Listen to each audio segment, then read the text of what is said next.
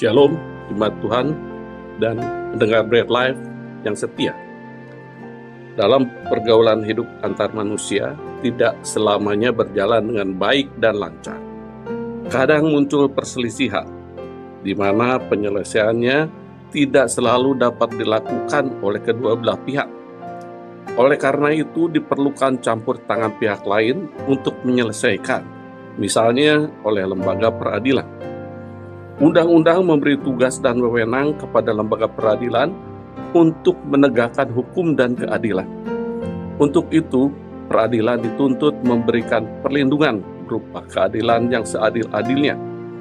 Peradilan harus menjalankan fungsi penegakan hukum yang berkeadilan dan berkepastian hukum serta memberikan manfaat.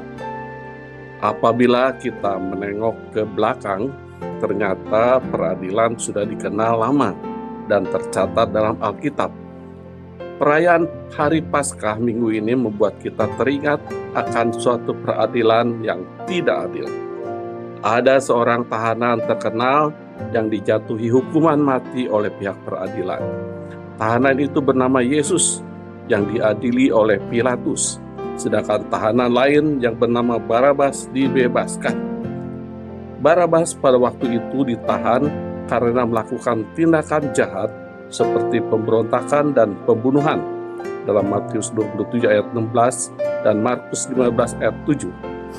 Dengan tingkat kejahatan seperti itu, menurut hukum Romawi, Barabas harus dijatuhi hukuman mati. Namun, bandingkan Barabas dengan Yesus yang tidak ditemukan kejahatan yang telah dilakukannya. Pada saat itu, orang Yahudi telah gelap mata, tidak lagi dapat menimbang dengan jernih.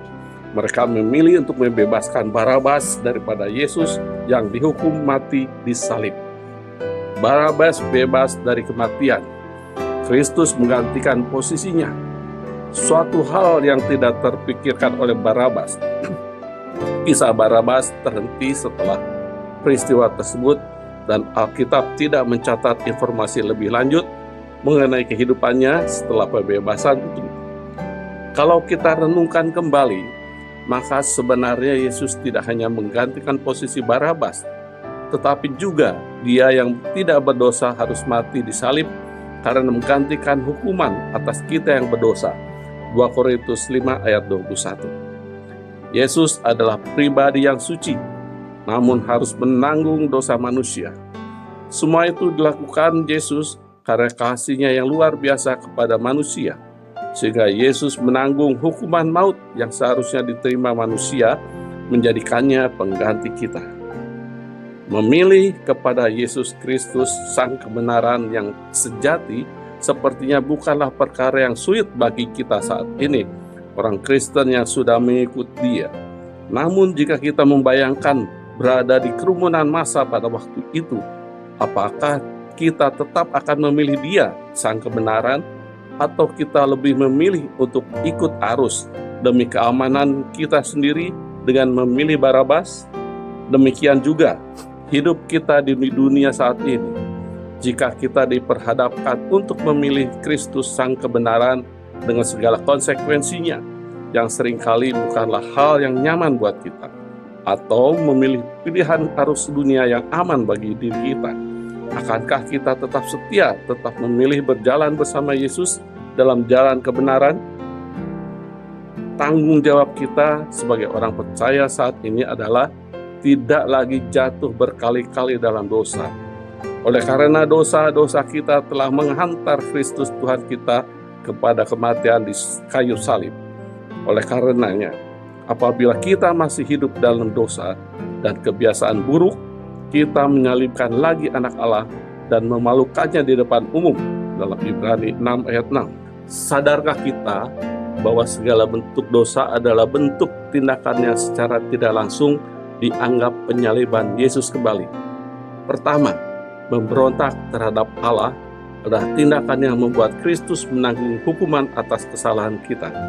Kedua, ketika kita mengutamakan keinginan diri sendiri, tidak peduli pada sesama, maka kita telah menyangkal Dia. Ketiga, kesombongan yang tidak disadari, seperti tidak mau lagi beribadah, tidak lagi mau berdoa dan memuji Tuhan, tidak lagi mau membaca firman Tuhan adalah sama dengan kita tidak memilih Yesus untuk hidup dalam diri kita. Keempat, Yesus adalah sumber pengampunan, sehingga penolakan untuk mengampuni adalah bentuk tindakan yang menolak Yesus. Jemaat dan pendengar Bread Life yang setia, Yesus berkata, "Hatiku sangat sedih, seperti mau mati rasanya. Tinggallah di sini dan berjaga-jagalah dengan aku." Dalam Matius 26 ayat 38-40. Jika kita berdoa dan melakukan perbuatan kasih di masa kini, maka kita telah mengikuti apa yang diperkatakan oleh Kristus itu. Tetaplah berdoa dan lakukan perbuatan kasih. Selamat Paskah, salam sehat rohani dan sehat jasmani. Tuhan Yesus memberkati. Amin. Merdeka!